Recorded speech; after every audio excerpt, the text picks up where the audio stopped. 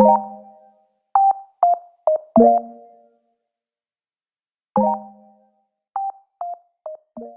guys, ngayong araw tuturuan ko kayo kung paano magbuo ng half glass with drawer.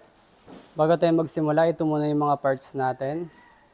Ito yung baseboard. Yan. Then yung 2 pieces na shelves natin. 1, 2. Yung mid base. Then yung roof ng ating half glass with drawer. Ito naman yung mga accessories and parts ng half glass drawer natin. Ito yung drawer, mga parts. Then ito yung nasa gitna niya, yung separator niya, yung mga slider. Then yung mismong drawer. Ito. Tapos ito yung mga accessories and screw. Then ito naman yung base panel natin. At side by side panel, left and right. Then yung ating frame.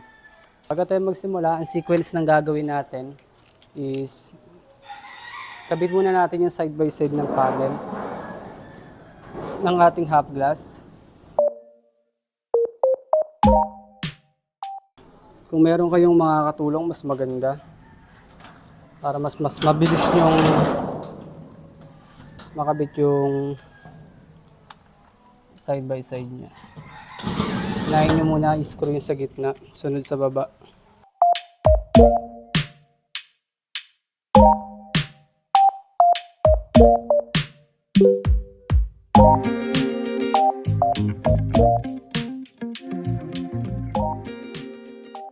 Then after natin matayo yung pinaka-base niya, tsaka natin ilalagay itong frame niya sa harapan. Kunin muna natin yung susi.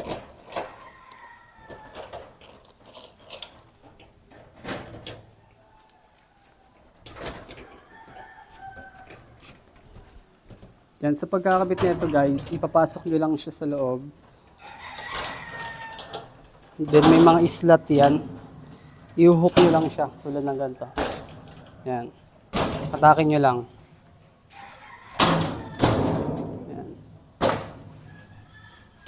Yan ang una nyo lalagyan, yung baseboard niya sa baba. Yan, make sure nyo lang na nakalapat lahat. Mid or lower, pares lang siya ng baseboard. Bali, ang pagpasok niyan, ito yung nasa harapan niya. I-hook nyo lang siya. Yan.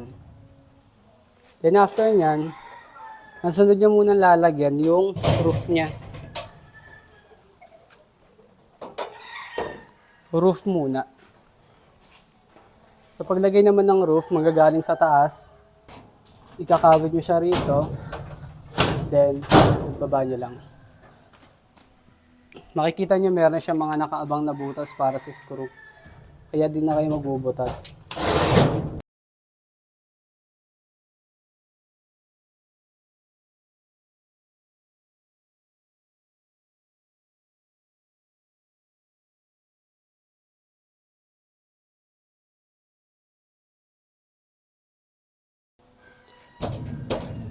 Yan, after natin makabit yung sa roof niya, baseboard, ang sunod natin ikakabit is yung footing niya.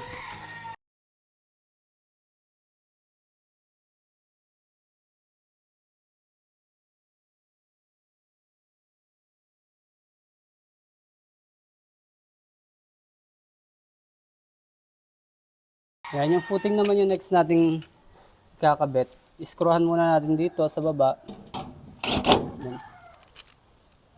Then next natin to, may mga nakatutok na nabutas dyan.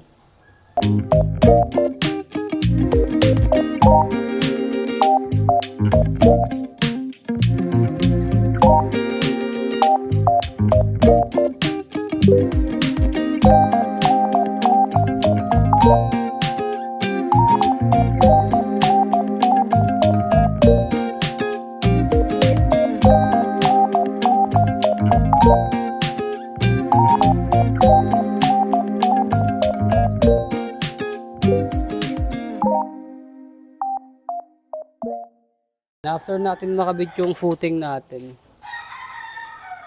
ang una muna natin bubuin, yung drawer niya.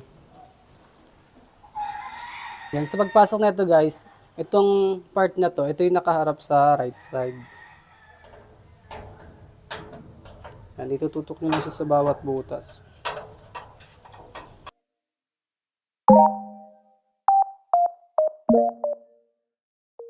Kapag medyo nahihirapan kayo, pwede nyo siyang gamitan ng plies para mapasok. Then, i-press nyo lang yung mga bilog niya.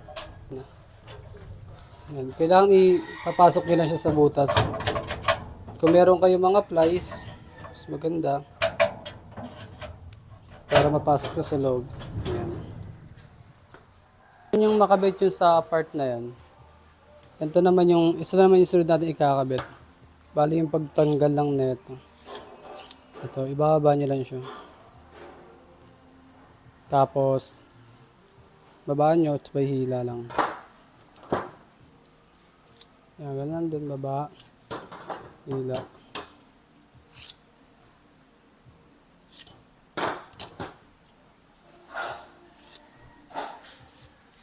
Yan. Tapos, sasalpak muna natin siya. Bali, dapat lahat to is pababa. Yan, lagi dapat nakababa yan. Mas maganda kung pupukpukin nyo siya para mas masikip.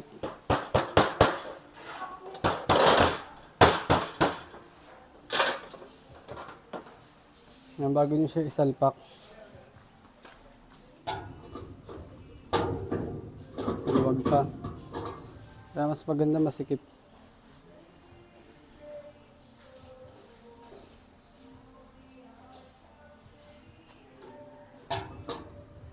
Yun.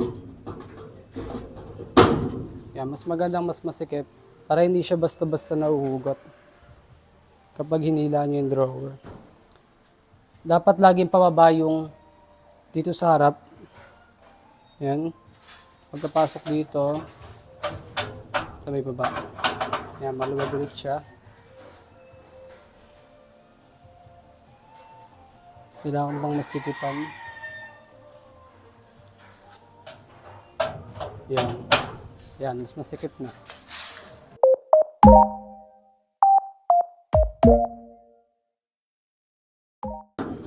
Maluwag.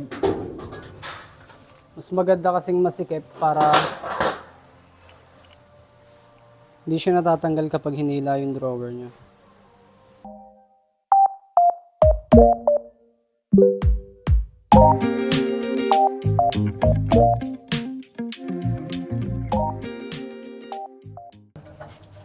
Yan. Unahin nyo muna yung dulo, tapos bago yung harap. Yan. After nyo makabit yan, proceed naman kayo dito sa pag-assemble ng ating drawer. Yan. Sa pag-assemble ng drawer, ang una nyo unahin is itong body. I-fold nyo na siya sa ganito. Then makikita nyo, merong mga butas yan. Side by side. Yan, may butas. Ito yung ilalagay nyo dyan. Itong merong mga ano sa gilid. Yan.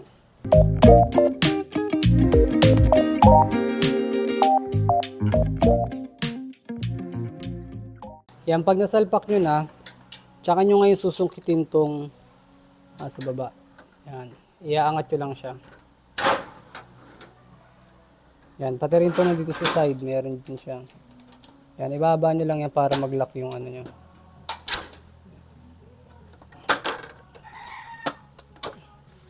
Yan, iaangat nyo. Sukutin nyo ito pababa. Yan. After nyan, ito namang sa harap. Yan, ito yung sa harap nya. Yan. Bali, ang pasok nyan is maganto.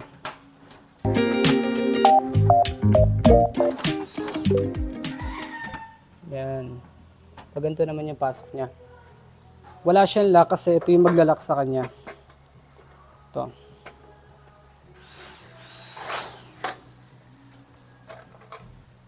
Pasok niyo muna yung susi. Yan. Nakikita nyo guys, meron siyang butas dito sa loob. Ngayon, kakapain nyo siya. Kailangan mapasok itong screw na mahaba sa butas na to. Yan. Tapos, i-screw nyo. Ganun din sa kabila. Ayun kasi yung maglalak sa kanya para kumapit tong frame ng drawer natin. Yan. Itututok nyo lang. Pantay nyo sa butas. Dito rin kayo mag-a-adjust guys. Kapag tumatama yung drawer sa front frame ng cabinet nyo.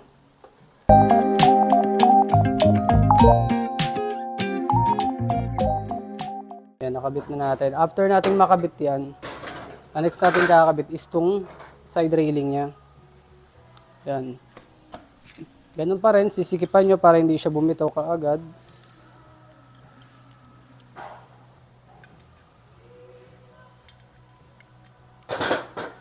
Yan, ito naman, ang gawin nito is pataas naman siya. Kung kagawin na pababa, ito naman pataas. Ganun pa rin, nahin nyo yung dulo, tsaka nyo isalpak to. Maluwag. Sisikipan nyo palagi. Kasi pag maluwag yan, may possible na mahulog siya.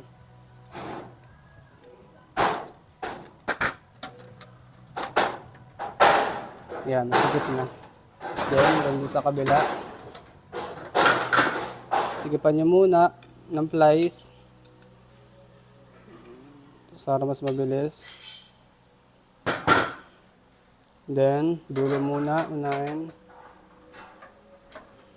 Then, next sa baba. Ibang parts to. Kailangan pataas.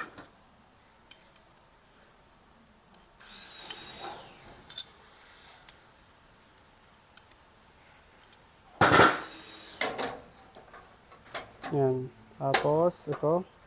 Yan. Yan. Papakita ko naman sa inyo guys kung paano ipapasok to. Wait, WD-40. Kung mayroon kayong WD-40, mas maganda. Para mas mag-smooth yung railing nyo. Bugaan nyo lang yan. Sa pagpasok guys, ganito lang. Ipapantay nyo lang siya papantay nyo lang sa sa railing side by side. Make sure na nakapasok siya. Yan. Yan. Kadalasan ganyan nangyayari kapag hindi pantay yung pagkakabit. Ngayon, pag ganyan tumatama siya sa frame, ang gagawin nyo, dito kayo mag-a-adjust sa screw na kinabit natin dito sa harap.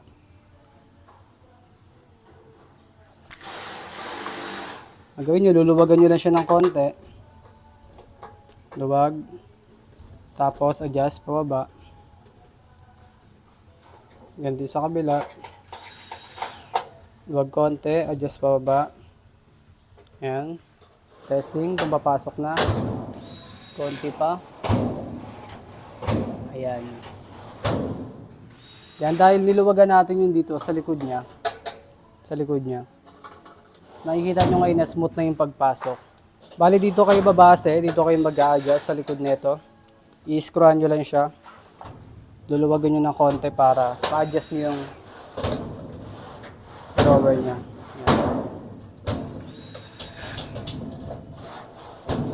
Yan. Ganun lang ulit. Yan. Sa pagpasok ulit guys, ganun lang din. Pasok nyo lang. Yan, tama na yung natin kailangan mag-adjust. Then after nyo makabit dyan, tsaka nyo ikakabit yung mid base nya. Yan, tsaka nyo siya ikakabit.